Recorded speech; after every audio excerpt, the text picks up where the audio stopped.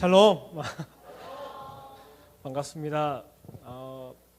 저는 낯을 많이 가리는 사람입니다. 지금도 그렇고 영어를 계속적으로 낯을 가리기 때문에 늘 떨립니다. 그리고 세상에서 제일 힘든 게 설교예요. 왜냐하면 사람한테 해야 되잖아요. 근데 저는 사람한테 하고 싶지가 않고 하나님께 고백을 하고 싶은 거예요. 실은 고백을 하고 싶은데 동의를 안 하시니까 계속 설교보다는 하나님께 고백하고 싶은 마음이 더 간절합니다. 오늘 본문 말씀 같이 한번 찾아서 한번 읽었으면 좋겠습니다. 창세기 4장 26절입니다. 26절. 없죠? 있습니까? 네.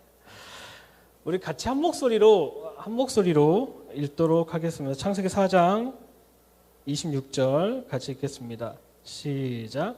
셋도 아들을 낳고 그 이름을 에노스라 하였으며 그때 사람들이 비로소 여호와 이름을 불렀더라. 아멘.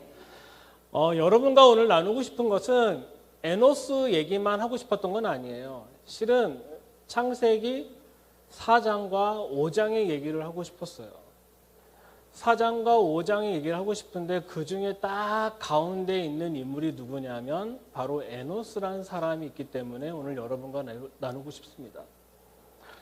정말 여러분이 성경을 읽고 하나님의 나라, 저는 하나님 나라란 단어보다는 킹덤이라는 단어를 더 쓰고 싶어요. 왜 그러냐면 나라는 백성의 관점으로 얘기하는 단어고 킹덤은 왕의 관점으로 설명하기 때문에 그렇습니다. 근데 제가 왕국이라는 한국어를 쓰고 싶지만 쓰지를 못해요. 제가 왕국이라 쓰면 이제부터 뭐가 되죠? 여호와 증인이 돼갖고요. 세상의 이단들은 중요한 단어를 다 뺏어갔어요. 뺏어갔기 때문에 우린 기가 막히게 좋은 말로 바꿔 쓸 수 있는 게 뭐냐면 왕국 대신 킹덤이라는 단어를 쓰면 좋을 것 같습니다. 하나님의 킹덤을 가장 잘 설명한 장이 바로 창세기 4장과 5장이라고 저는 믿습니다. 물론 창세기 전체적으로 하나님의 킹덤에 대해서 하나님의 왕국에 대해서 설명하고 있지만 그래도 극단적으로 하나님의 킹덤에서 가장 설명을 잘하고 시작점이 무엇인지를 설명하고 있는 것이 창세기 4장과 5장입니다. 창세기 4장의 스토리를 좀 읽어보면 가인과 아벨이 나옵니다. 그렇죠? 가인과 아벨이 나오는데 여기에서 질문하겠습니다. 가인과 아벨 중에 어느 사람이 영성이 가장 깊을까요? 우리가 생각하는 영성. 어느 누가 가장 영성이 깊을까요? 다 아벨이라고 생각하실 수도 있겠죠. 그렇지만 창세기 4장을 다시 한번 읽어보시면요. 하나님의 음성을 듣고 하나님과 대화했던 사람은 누구냐면 가인밖에 없습니다. 아벨은 아무것도 하지 않았어요. 그냥 아벨은 가만히 있었고 가장 많이 하나님과 대화하고 하나님과 교제했고 했던 사람은 바로 가인이에요. 근데 교제라는 단어를 빼고 싶어요. 왜냐하면 가인은 계속적으로 하나님께 자기 어떤 요구사항을 했던 사람 중에 한 명입니다.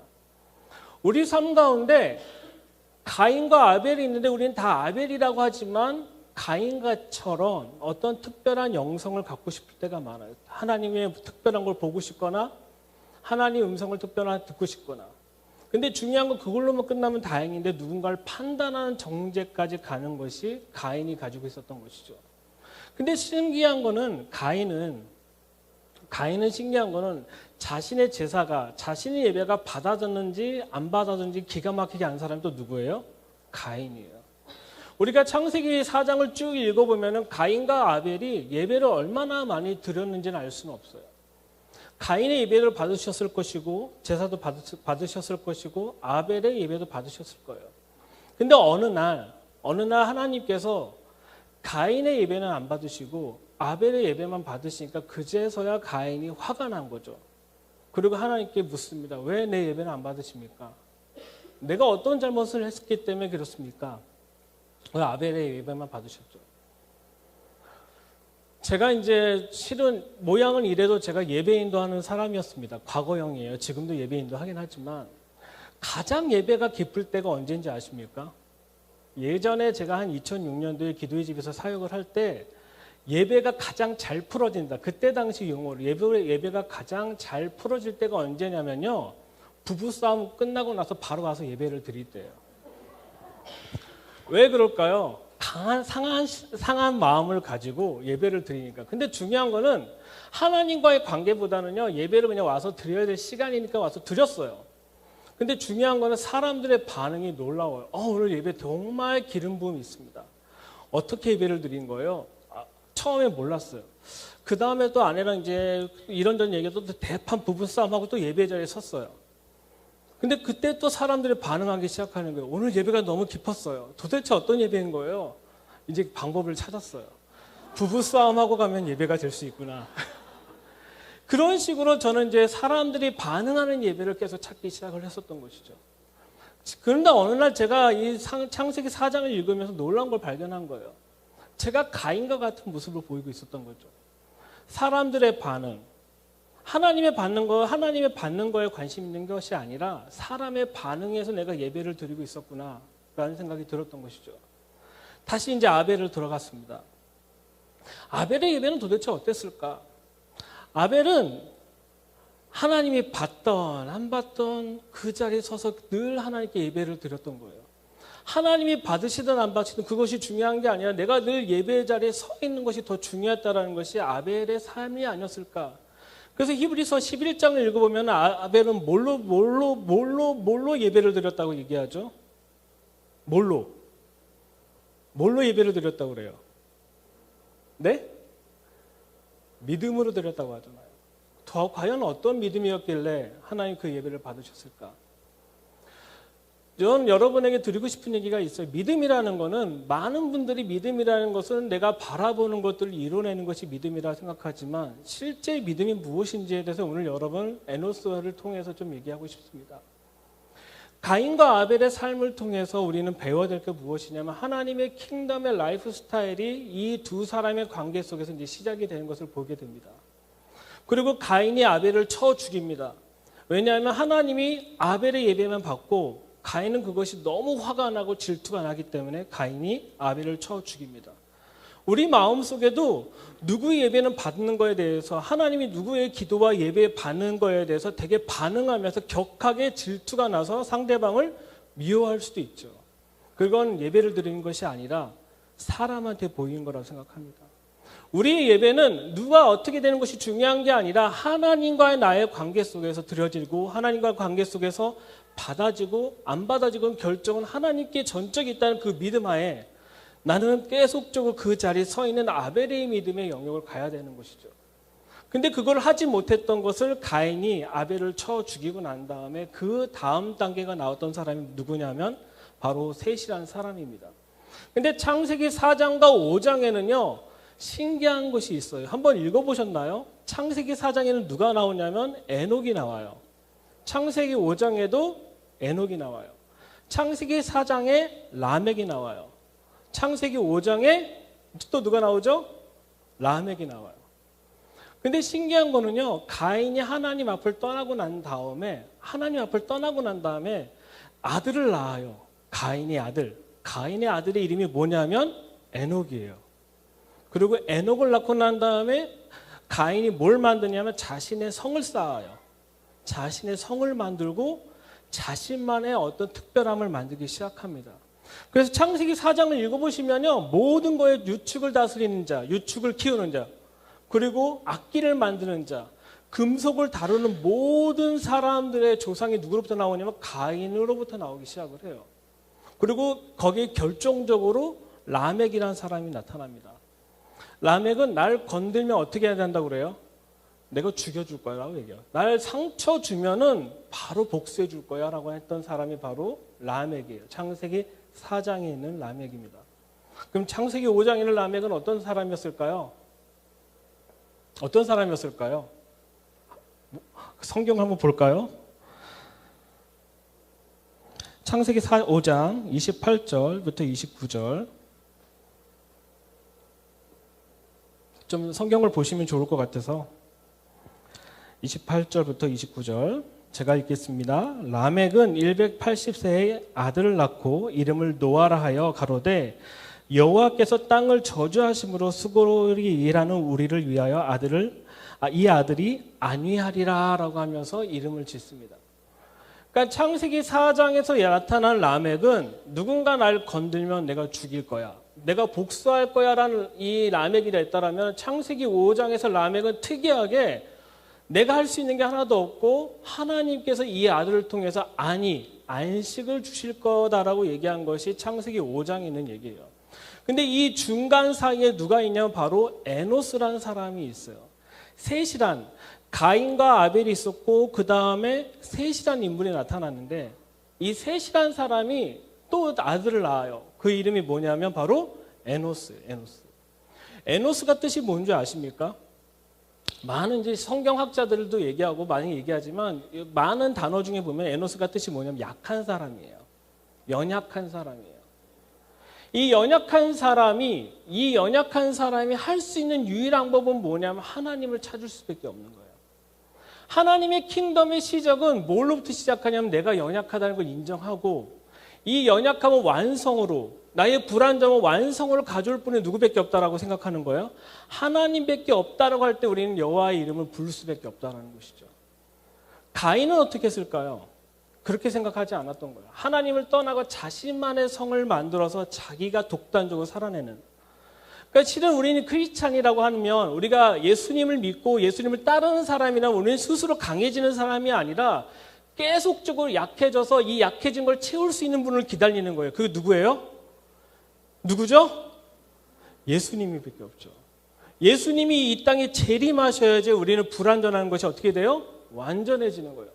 그러니까 우리가 예수님을 갈망하고 소망하는 것은 우리의 불완전함을 완전하게 해주실 분은 누구밖에 없다고 고백하기 때문에 그런 거예요. 예수님밖에 없다고 하는 거예요.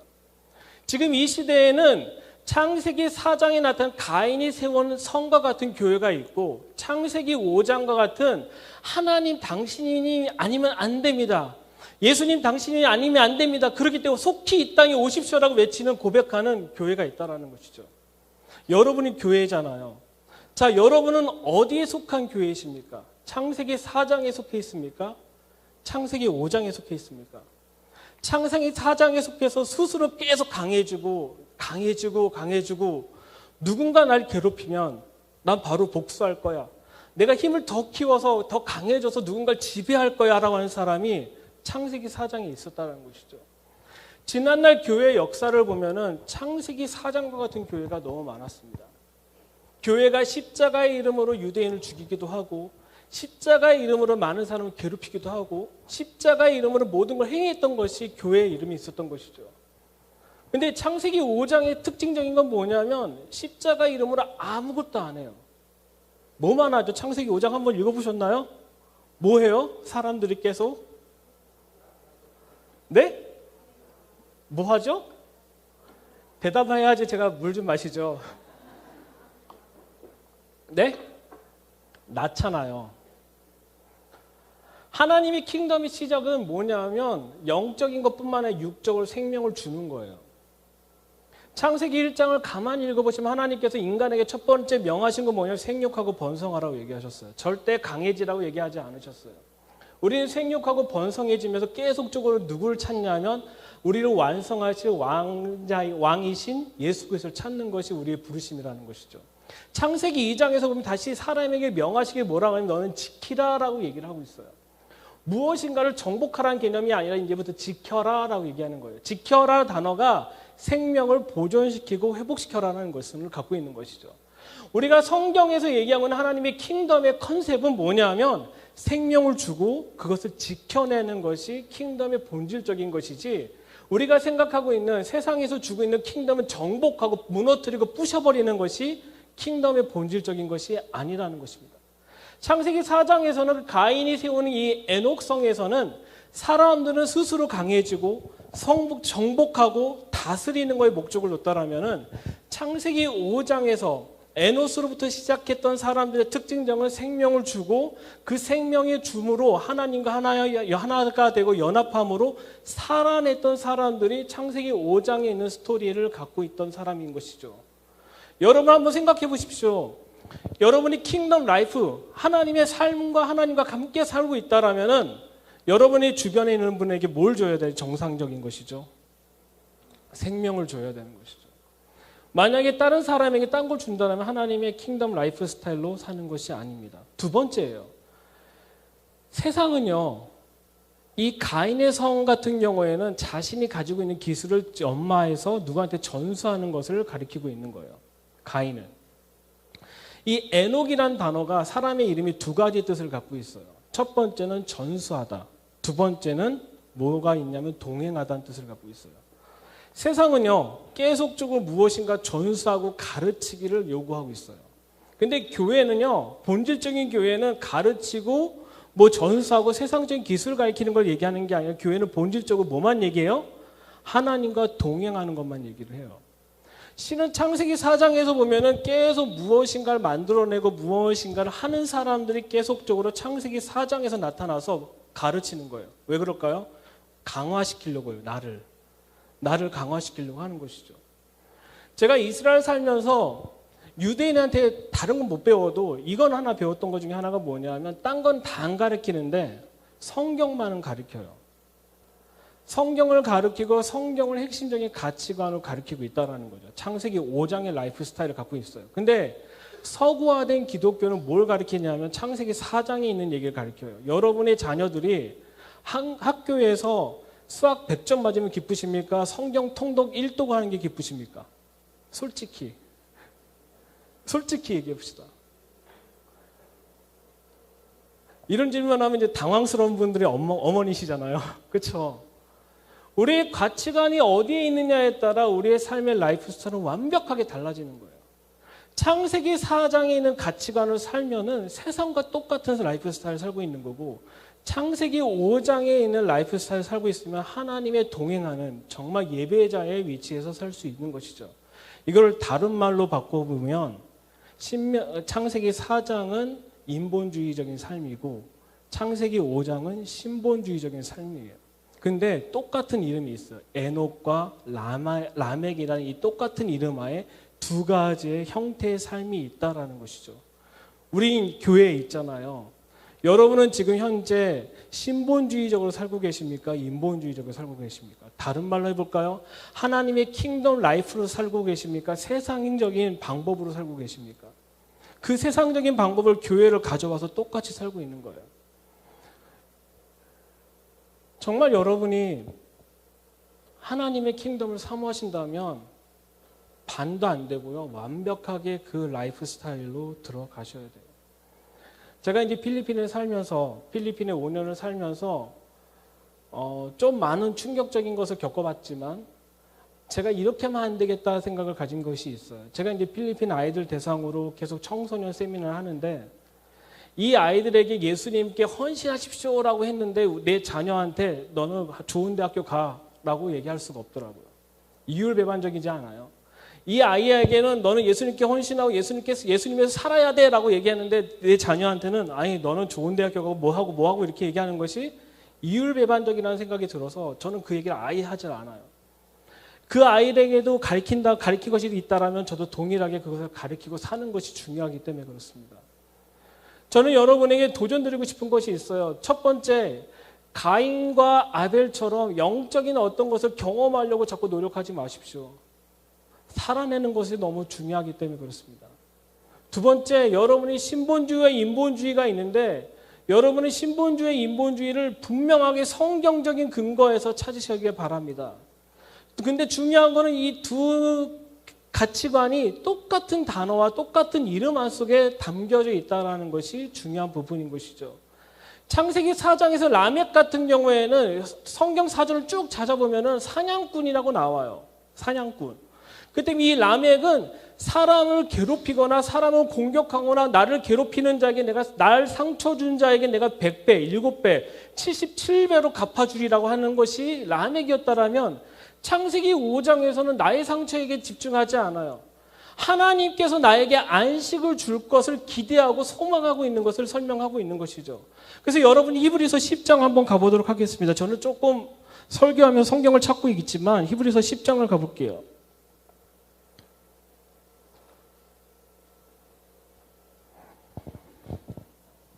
히브리서 10장 36절, 37절, 38절까지입니다. 36절부터 38절까지 히브리서 10장 같이 읽겠습니다. 너에게 인내가 필요함은 너희가 하나님의 뜻을 행한 후에 약속을 받기 위함이라. 잠시 잠깐 후에 오실 이가 있으니 지체하지 아니하시리라. 오직 나의 의인은 믿음으로 말미암아 살리라. 또한 뒤로 물러가면 내 마음이 저를 기뻐하지 아니하리라 라고 얘기합니다. 여기서 이 믿음은 뭐냐면 이 땅에 다시 오실 예수 그리스도를 기다리는 것이 실제 믿음이라고 설명하고 있는 것이에요. 히브리서 같은 경우는 매우 중요한 장입니다. 그래서 이 믿음이 어떤 믿음이냐면 내가 원하는 것을 그려내고 내가 원하는 걸 받는 창세기 4장에 있는 가인의 성에 있는 에녹 성과 같은 사람들의 삶을 얘기하는 것이 아니라 우리의 불완전함을 완벽하게 해줄 수 있는 누구를 기다리는 거예요? 예수 그리스도를 기다리는 거예요. 그렇기 때문에 창세기 히브리서 10장의 기본하에 뭘 읽어야 되면 히브리서 11장을 읽어야 돼요. 읽어볼까? 1절, 2절, 3절 같이 읽어보겠습니다. 시작. 믿음은 바라는 것의 실상이요 보지 못하는 것의 증거니 선진들이 이로써 증거를 얻었느니라. 믿음으로 모든 세계가 하나님의 말씀으로 지어준 줄을 우리가 아나니 보이는 것은 나타낸 것으로 말미암아 된 것이 아니리라고 얘기하고 있습니다. 그러니까 우리가 갖고 있는 믿음은 우리의 불완전함을 완벽하게 채워줄 누구를 기다리는 거예요? 예수님을 기다리는 거예요. 근데 그동안 많은 생각들이 믿음이 바뀌었어요. 내가 필요한 것을 채우는 것이 믿음이라고 생각했지만 성경은 분명하게 뭐라고 얘기하냐면 믿음에 뭘 얘기하고 있냐면 우리의 불완전함을 완벽하게 채워줄 예수 그리스도 그 본질을 기다리는 것이 실제 믿음이다라고 얘기하고 있는 것이죠. 그래서 히브리서 11장 1절 믿음은 바라는 것의 실상이요 보지 못하는 것의 증거라고 얘기하고 있습니다. 그래서 2절을 보면은 선진들이 이로써 증거를 얻었다라고 해요. 여기서 다른 말로 선지자들이라고 표현도 하게 있는데 그 선지자들은 실제 오실 일을 기다리고 소망했던 것이 바로 히브리서 11장 2절입니다. 우리가 하나님의 뜻대로 산다고 하지만 우리 삶 가운데 중요한 것은 그분의 실제적인 것이 오는 것을 기다리고 소망하는 것이어야 되는 것입니다. 창세기 4장에서는 주님이 오시지 않아도 돼요. 하나님의 존재가 필요가 없어요. 내가 스스로 강해지고 있으니까. 나만의 성을 만들고 나의 인본주의적인 나의 네이션을 만들어서 내가 원하는 대로 살고 내가 원하는 대로 취하고 내가 하는 모든 것들을 내가 스스로 결정할 수 있는 그런 창세기 4장의 에녹성과 같은 삶을 우린 계속적으로 추구하고 살아가고 있었던 것이죠. 근데 과연 거기서 하나님을 예배할 수 있을까요? 하나님 절대 예배 못하죠. 종교 생활을 할 수밖에 없는 사람들인 거예요. 근데 하나님께서 셋이라는 인물을 통해서 에노스라는 사람을 이 땅에 다시 한번 보내십니다. 그리고 이름 자체가 약한 사람이에요. 이 약한 사람은 스스로 강해질 수가 없어요. 또한 내가 스스로 강해질 수 없다라고 아는 사람이에요. 그렇기 때문에 누구를 찾기 시작한 거예요? 하나님 아버지를 찾고 계신 거죠. 지금 여러분이 스스로 강해진 것이 있다라면은 내가 스스로 강한 것이 있다라고 믿었다라면은 지금 이 시간 다 내려놓기 바랍니다. 여러분은 강해질 수가 없어요. 여러분이 아무리 근육을 만들고 아무리 좋은 약을 먹고 보양식을 먹고 뭐 하더라도 여러분 절대 강해질 수가 없어요. 우리는 약해지면 약해질수록 더 갈망해야 될 건 뭐냐면 이 우리의 불완전함을 완전히 이끌어 가실 예수 그리스도를 기다리고 소망해야 되는 것이죠. 그렇기 때문에 우리가 킹덤의 라이프 스타일을 살 수가 있는 거예요. 왜냐하면 이것은 불완전하지만 오로지 이 킹덤을 완성하실 분은 누구시다? 예수 그리스도밖에 없다는 것입니다. 저는 이스라엘 선교사지만 이스라엘 얘기 잘 안 해요. 왜냐하면 이스라엘보다 더 중요한 게 예수님이 오시기 때문에 그런 거예요. 이스라엘은 예수님 오시기 위한 과정과 도구이지 본질은 아니에요. 예수님은 이 땅에 오시길 원하시는 거예요. 누구를 통해서? 그 연약함으로 기도하고 있는 그 당신의 신부들을 통해서 그런 것이죠. 성경은 분명하게 얘기하고 있어요. 우리는 연약한 존재라고 얘기하고 있어요. 우리가 왜 죄인이라고 자꾸 고백합니까? 연약하다는 걸 인정하는 거잖아요. 우리가 왜 기도합니까? 연약한 걸 인정하는 것이죠. 근데 이 신부가 힘도 세고 다 해. 그럼 신랑 그때부터 뭐가 힘들어요? 할 수가 있는 게 없어요. 자기가 다 알아서 하는데 굳이 내가 뭐 해. 하지만 신부가 연약해질수록 신랑의 신 예수님은 속히 오고 싶으신 거예요. 그것이 하나님께서 원하시는 아주 중요한 뜻인 것이죠. 그래서 히브리서 11장 4절을 보면은 믿음으로 아벨은 가인보다 더 나은 제사를 하나님께 드림으로 의로운 자라 하시는 증거를 얻었다라고 얘기했어요. 여러분에게 도전하고 싶은 것이 있습니다. 자꾸 여러분의 예배가 받아들는지 안 받았는지 자꾸 생각하지 마십시오. 하나님 앞에만 서시기 바랍니다. 자꾸 제가 예전에 영성 사역을 할 때 늘 판단하고 싶었던 게 있어요. 오늘 예배 기가 막히게 드려졌다. 오늘 예배는 X다. 자꾸 그런 판단하면 할수록 사람들이 친송하기 시작했어요. 아, 영안이 열리셨군요. 근데 영안이 열린 게 아니에요. 나는 가인과 같은 삶을 살고 있었던 거예요. 계속 정죄하고 판단하고 하나님 음성 들었지만 관계가 있었던 것이 아니라 종교 생활을 통해 나의 만족을 위해서 살았던 것이에요. 근데 하나님과 깊은 관계가 듣기 시작하기 시작하니까 하나님이 받던 안 받던 난 늘 그 자리에서 드려지는 것이 더 중요하다는 걸 깨닫게 됐다는 것이죠. 저는 이 아벨이란 사람이 어떤 예배를 드렸을까 늘 묵상을 해요. 늘 드려졌던 예배가 하나님께서 받으셨을까? 아니면 하나님께서 받을 때도 있고 안 받았는데 그럼에도 불구하고 그 자리에 있었을까? 다른 말로 표현하면은 오늘 예배가 잘 드려지는지 안 되는지 내 기분에 따라 막 판단하고 정죄하는 것이 아니라 내 감정과 그것과 상관없이 늘 하나님 앞에 드려지는 예배가 중요하다고 서 있는 것일까? 전 아벨은 내 감정에 의해서 조종을 받지 않는 사람이라고 생각을 해요. 왜냐하면 그 사람은 본질적으로 예배자이니까. 많은 예배자들이 오해하고 있는 게 있어요. 감정에 의해서 자신의 어떤 것이 흔들리고 있는 것을 보게 됩니다. 가인은 더 그랬었고요. 하나님은 이 시대에 아벨과 같은 사람을 계속적으로 부르시고 세우고 있고 싶으신 것이 하나님의 본질적인 갈망이고 소망이라고 생각합니다. 여러분 삶 가운데 아벨과 같은 예배를 드리시기 바랍니다. 아벨 돌로 쳐 맞을지언정 하나님께 늘 서 있는 예배, 그런 예배자가 되시길 바랍니다. 정말 여러분의 삶 가운데 하나님이 그런 갈망하는 예배자들이 계속적으로 세워지길 하나님께서 갈망하고 계십니다. 다시 한번 이제 창세기 4장으로 돌아가면은 인본주의의 라이프 스타일은 계속적으로 세상의 논리와 똑같이 경영을 하고 전달하고 전수하고 그러므로 스스로 강해지는 것입니다. 근데 하나님께서 이것을 깨트리기 위해서 가장 연약한 존재에 누굴 부르셨어요? 에노스를 부르신 거예요. 가장 연약한 존재를 통해서 여호와 이름을 부르고 그 다음 단계로부터 뭘 시작하기 시작하냐면 하나님은 낳는 사람을 하기 시작했다는 것이죠. 이 시대에 많은 사람들이 하지 않는 것이 있어요. 결혼하신 분도 있고 결혼 안 하신 분도 있지만 생육하는 거예요. 생육은 몇 명까지 나면 생육이죠? 네? 아니죠. 2명이죠. 2명 미만이 생명이에요. 생육한 거예요. 번성은요? 네? 3명 이상이 해야지 번성인 거예요. 그래서 보면은 하나님께서 창세기 1장에서 명령하시되 생육하고 번성하고 땅에 충만하라고 얘기하고 있어요. 근데 실은 이 기독교에서 가장 하지 못했던 것이 뭐냐면은 번성도 안 하고 생육도 안 하고 있어요. 왜 그럴까요? 바로 창세기 4장과 같은 라이프 스타일을 추구하기 때문에 그런 거예요. 창세기 5장은요, 자신들의 도시를 하나도 안 만들어요. 뭘 발명했는지 설명은 써있지도 않아요. 뭐 했는지 써있지도 않아요. 근데 계속 낳고 하나님에서 견디다 못해 누굴 데려가요? 에녹. 하나님과 동행하는 사람. 그러면은 에녹만 하나님과 동행했다라고 생각할 수 있잖아요. 근데 저는 그렇게 생각하지 않아요. 창세기 5장에 있는 모든 사람이 뭐한 사람들이에요? 하나님과 동행한 사람이에요. 하나님과 동행한다는 것은 생명에 대해서 귀함을 아는 사람이에요. 그 생명이 귀찮고 내가 어떻게 되고가 아니라 생명을 줌으로써 하나님의 생명을 계속 증가시키는 것이 우리의 부르심이다라고 인정하는 것이 바로 창세기 5장에 있는 스토리 중에 하나입니다. 여러분 만약에 킹덤 라이프로 산다면 앞으로 결혼하실 자매님들, 형제님들 자녀를 낳는 거에 거추장스럽게 생각하지 마십시오. 하나님의 명령을 지키는 것입니다. 아멘. 저는 실은 애 한 명만 낳고 훌륭한 사역자가 되고 싶었어요.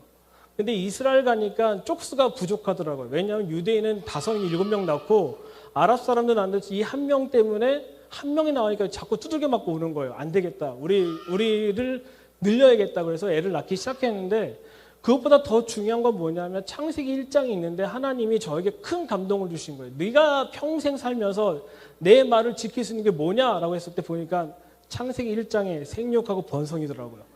아, 하나님 제가 할 수 있는 건 이것밖에 없는 것 같습니다. 그래서 쭉 낳다 보니까 4명까지 낳게 됐습니다. 와, 자랑하려고 한 건 아니고 우리의 삶 가운데 하나님의 킹덤 라이프 스타일은 아주 심플해요. 심플하기 때문에 여러분이 그런 삶을 사는 것이 너무 중요한 거예요. 자, 이게 뭐죠? 핸드폰인데 브랜드 아이퍼잖아요. 아이퍼. 아이폰이잖아요. 혹시 갤럭시 갖고 계신 분 계세요? 갤럭시. 아이폰하고 갤럭시의 차이가 뭔지 아세요? 네? 무슨 차이가 있을까요? 생각해 보셨나요? 네? 무슨 차이가 있을까요?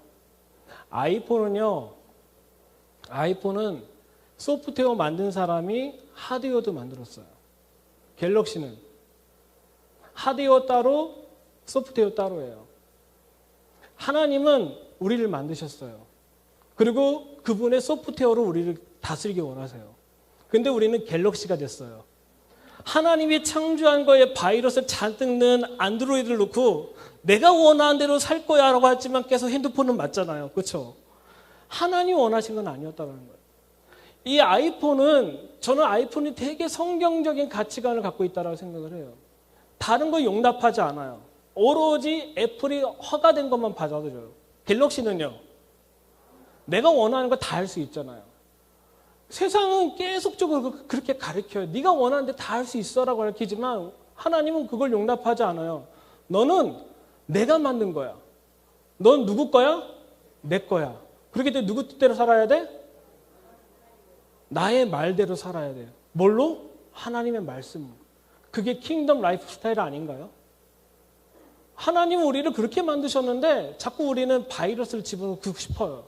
내가 원하는 대로. 해킹하고 싶어요. 내가 원하는 대로. 그래서 한국 분들이 가장 많이 쓰고 있는 게 뭐예요? 갤럭시죠. 남의 뜻대로 사는 거 원치 않아 우리는. 우리 자존심이지. 나는 아이폰 필요 없어. 그냥 내 마음대로 하고 싶어. 그러면서 갤럭시 사는 사람이 많고. 하지만 저는 이게 성경적인 가치관을 스티븐 잡스가 정확하게 가지고 있다고 생각을 해요. 우리가 정확하게 하나님의 창조의 구조대로 하나님의 창조된 그 말씀대로 우리가 그대로 살아낸다면 우리에게 그대로 인스톨시키고 산다면 우리는 정말 하나님의 킹덤 라이프대로 살 수 있는 것이 될 거라 믿습니다. 근데 지금까지 우리는 하나님이 창조한 거에 자꾸 소프트웨어를 딴 거 넣고 살았었어요. 그리고 불편하지 않으니까. 근데 하나님 뜻대로 살잖아요. 하나님 말씀이 내 안에 심겨지기 시작하잖아요. 하나님 말씀이 내 안에서 반응하기 시작하잖아요. 여태까지 불편하지 않았던 것이 어떻게 돼요?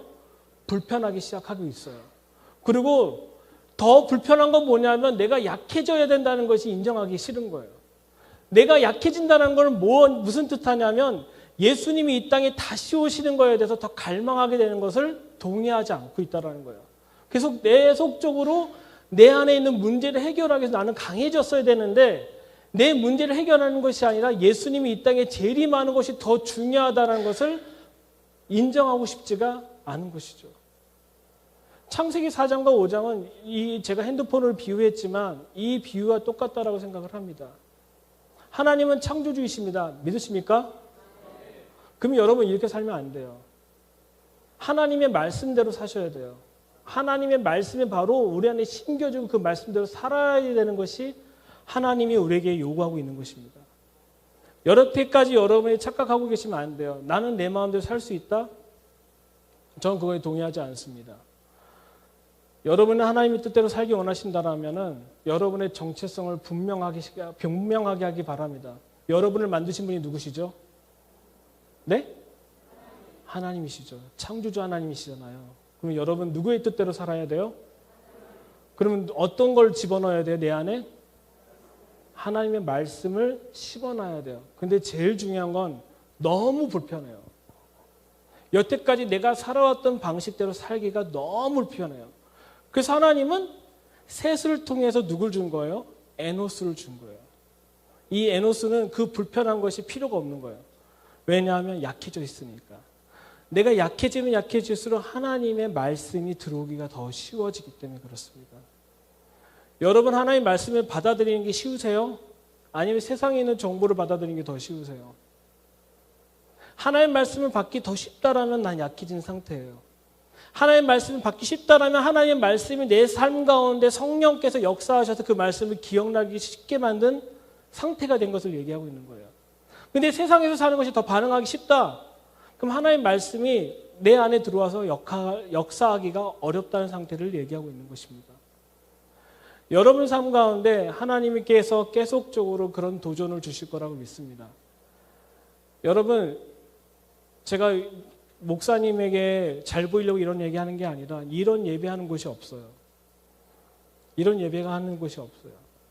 왜냐하면 하나님 한 분만 바라본다는 것이 얼마나 어려운지 아십니까? 사역자에게를 내려놓고 예배자로 쓴다라는 것이 얼마나 어려운지 아십니까? 사역자는 늘 가인이 만든 에녹성 같은 것을 만들어야 되는데 그걸 다 내려놓고 셋과 같이 에노스 같이 하나님을 경외하고 하나님과 동행한다는 것이 얼마나 어려운지 아십니까? 왜냐하면 전 3자니까 교인들은요, 일반적인 교회는 가인이 세운 에녹성과 같은 시스템을 원하지 낳고 얘기에 별로 관심이 없어요.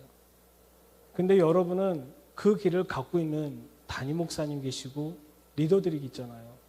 얼마나 여러분은 행복한지 아셔야 돼요. 왜냐하면 그걸 볼 수 있으니까. 실은 우리의 모든 전삼은 예수님을 바라보고 가야 되는 것입니다. 그래서 실은 이스라엘을 살다 보면 재밌는 거 보게 돼요. 양들을 이끌어가는 것은 목자가 아니라 양 앞에 서 있는 양이에요. 그 양이 목자를 따라갈 때 밑에 있는 양들이 어떻게 가요? 쫓아가요. 근데 이 양이 목자를 따라가는 그 결단이 얼마나 어렵냐면 이 목자를 뭘 믿고 따라갑니까? 관계가 있으니까 이 리더 되는 양은 쫓아가는 거예요. 그러면은 밑에 있는 팔로워들은 목자를 보는 게 아니라 누굴 봐요? 그 양을 보는 거예요. 하나님께서 이 에노스라는 사람을 통해서 그 삶을 보여주니까 셋을 통해서 에노스를 통해서 사람을 보여주니까 그 다음에 있는 밑에 있는 모든 사람이 어떻게 살기 시작한 거예요? 그렇게 살기 시작한 거예요. 여러분에게 도전하시고 싶은 건 뭐냐 하면 다 가족이 있으시잖아요. 여러분이 선두에 서 있는 양이 되시길 바랍니다. 하나님의 킹덤을 향해 걸어가고 하나님의 킹덤을 향해 목자 되신 예수 그리스도를 따라가는 첫 번째 양이 되시기 바랍니다. 그럼 여러분이 그 뒤에 팔로우들은 그대로 따라가서 하나님의 뜻대로 살게 될 것이라고 믿습니다. 그것이 에노스가 살아왔고 에노스가 해왔던 길이었다고 믿습니다. 이스라엘은 아주 특별한 것이 있어요. 하나님 말씀대로 살려고 하는 유대인들이 있어요. 하나님 말씀이면 꾹뻑 주는 유대인이 있어요. 저는 그들에게 늘 도전을 받아요. 어떻게 하면 그렇게 살 수 있을까? 근데 저는 한 번도 그렇게 살아본 적이 없었거든요. 근데 유대인을 보면서 뭘 보냐면 하나님의 킹덤의 방식을 봐요. 왜냐하면 하나님 말씀대로 살려고 하는 그 모습. 근데 계속 연약하잖아요. 근데 우리는 연약하다고 생각한 적이 한 번도 없어요. 스스로 강해지고 있었으니까. 그래서 하나님께서 이 시대에 여러분에게 이스라엘을 알려주고 또한 이 킹덤에 관한 것을 얘기하면서 하나님께서 그 말씀들을 계속적으로 가르치시는 이유는 하나님의 뜻대로 살아내기 위한 하나님의 놀라운 방법이고 방향을 제시하는 거라고 믿습니다. 다시 이제 창세기 4장으로 돌아가면 하나님 이름을 처음 불렀던 사람이 누구예요? 4장에서 에노스예요. 가장 연약해졌을 때 하나님의 킹덤 라이프 스타일을 살 수 있을 거라고 믿습니다. 하나님은 그것을 갈망하고 소망하고 계십니다. 우리 전삼 가운데 하나님께서 정말 원하시는 그 삶을 에노스와 같은 삶을 살기를 바라십니다. 여러분은 더 이상 가인과 같은 삶을 살지 않길 바랍니다. 누군가 예배를 판단하고 누군가 정죄하는 것이 아니라 아벨처럼 늘 예배 자리에 서 있는 그런 예배, 그것이 진정 하나님께서 원하시는 그 예배의 자리라고 믿습니다. 할렐루야. 정말 여러분에게 많은 얘기를 하고 싶은데 가슴이 지금 막 떨려요. 왜 떨리냐면 이런 메시지를 나눠본 적이 없어요. 교회에서. 쫓겨나거든요. 왜 쫓겨날까요? 성도에게 은혜되는 얘기를 해야 되는데 자꾸 성도들에게 이런 얘기 하니까. 근데 여러분은 킹덤 라이프 스타일을 살 거라고 믿습니다. 여러분 에너스이십니까? 스스로 약해지고 계십니까? 여러분 약한 걸 인정하십니까? 여러분을 채울 분이 누구십니까? 네? 예수 그리스도밖에 없습니다. 우리가 다 떠나서 예수님이 오셔서 채우실 걸 갈망하고 소망하는 것이 하나님이 정말 원하시는 거라고 믿습니다. 자, 창세기 5장 한 번만 보고 넘어가도록 하겠습니다.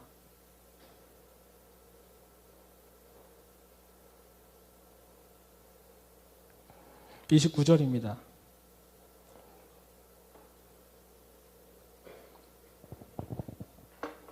창세기 5장 29절 같이 한번 읽어볼까요? 시작. 이름을 노아라 하여 여호와께서 땅을 저주하심으로 수고로이 일하는 우리를 이 아들이 안위하리라 하였느니라. 아멘. 이 라멕이라는 사람은 창세기 4장에 있는 라멕은 누구한테 집중하냐면 자기한테 집중을 해요. 하나님의 계획에 대해서는 전혀 모르고 이 땅에 어떤 일이 펼쳐졌는지 전혀 관심이 없는 것이 누구였어요? 창세기 4장에 있는 라멕이에요. 나를 상처를 주면은 가인에겐 7배로 갚아줬지만 나를 괴롭히면 몇 배? 77배로 갚아주겠다. 주로 나 중심이에요.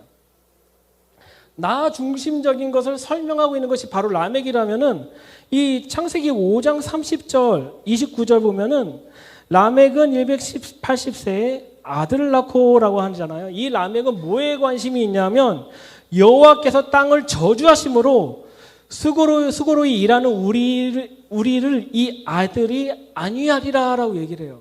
하나님께서 이 땅을 왜 저주했는지를 이 라멕은 아는 사람이에요. 왜 이 땅이 저주를 받고 왜 우리가 이렇게 수고롭게 일을 하고 있는지를 누가 아는 사람이에요? 바로 이 창세기 5장에 있는 라멕은 그 근원을 알고 있다는 것이죠. 같은 이름인데 나 중심으로 사는 사람은 하나님의 계획을 전혀 알 수가 없어요. 그것이 창세기 4장에 있는 인본주의적인 관점이에요. 근데 창세기 5장의 신본주의 관점은 나에 대해서 전혀 관심이 없어요. 뭐에 관심이 있어요? 하나님이 하신 것이 무엇이고 과거에 무엇을 하셨고 앞으로 하실 일이 무엇인지를 보고 있는 것이 이 라멕이 해왔던 것이라고 볼 수 있습니다. 여러분 하나님 일에 관심 있으십니까? 아니면 나한테 관심이 있습니까? 여러분이 기도하는 모든 내용들이 나에 관한 것입니까? 아니면 하나님에 관한 것입니까? 엄밀히 얘기하면 창세기 4장은 나에 관한 얘기예요. 나에게 어떤 일이 펼쳐지고 내가 어떻게 되는 것이 더 중요하다면 창세기 5장은 내가 어떻게 되는 게 중요한 게 아니라 하나님이 하실 일이 무엇이냐에 대해 관심이 있는 것이 창세기 5장에 있는 얘기인 거예요. 그래서 보면은 여호와께서 땅을 저주하심으로 수고로이 일하는 우리를 라고 얘기해요. 그러니까 수고로이 일하는 이 땅이 이렇게 된 이유로 말미암아 이렇게 우리가 고생하고 힘든데 중요한 거는 이것을 어떻게 할 거냐면은 이 아들이 안위하리라 라고 합니다. 누구요? 노아가. 이 노아란 사람을 통해서 하나님께서 우리를 안위시켜 줄 거라고 얘기하고 있는 거예요. 왜 다음 세대에게 자신의 미래를 건 상태를 얘기하고 있는 것이 바로 창세기 5장 30절이에요. 신기하죠? 같은 이름이에요. 같은 이름인데 어떤 관점을 가지고 있느냐에 따라 나 중심에서 하나님 중심으로 바뀌게 되는 것을 볼 수가 있는 것이죠. 여러분의 기도의 제목은 누구를 위한 기도 제목입니까? 하나님을 위한 기도 제목입니까? 아니면 하나님의 킹덤을 위한 기도 제목입니까? 아니면 여러분 자신을 위한 것입니까? 이 창세기 5장 이후로 누가 나와요? 노아가 나타나기 시작을 해요. 근데 패턴이 똑같아요.